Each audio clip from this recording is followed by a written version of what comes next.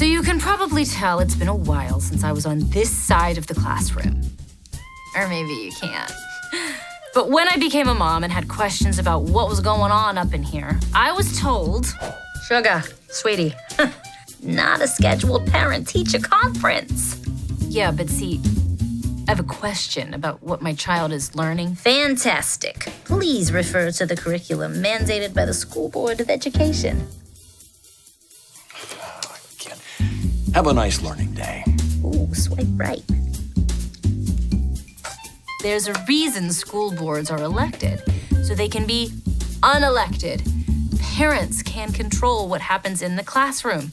It's foundational to the school system that parents have a voice. According to the Georgia School Boards Association, the role of the school board is to ensure that school districts are responsive to the values, beliefs, and priorities of their communities. Yet most school boards come up with policies like they're playing a big old game of drunken darts. Sorry. Yeah, the school board doesn't care if it's off the mark either. But what it does care about is if you start questioning some of the policies or learning decisions that it's put in place to help educate your child. Hi. I still have a question about the curriculum and, what my child is actually being taught. Oh, really? Well, I am sure I can get your question answered. Remember, do not question the school system. If you continue to question the school system, there could be some tiny consequences. And by tiny, I mean your child will be ostracized. You'll be put on an FBI watch list and given a new title, terrorist. Thank you, and have a great learning day. Yeah, the school board does not like it when you ask questions. And what's funny is, and by funny, I mean repeatedly slamming your own face into a sliding glass door while on fire kind of funny, teachers' unions and the school system are supposed to be partnering with the parent to help educate the student. Now, if by partnering you mean patronizing, belittling, and completely ignoring someone, then the teachers' union and the school system, oh, wow, they are doing such an amazing job of partnering. A+. Yes, there are amazing teachers, principals, and even school boards that do a great job with one of the most important tasks of our society, educating our children.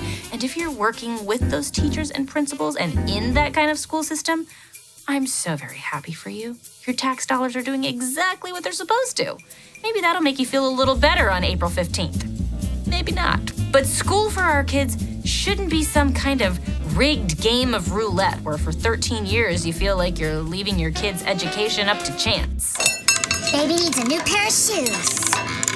Yes! It landed on red. I'm sorry. You lose.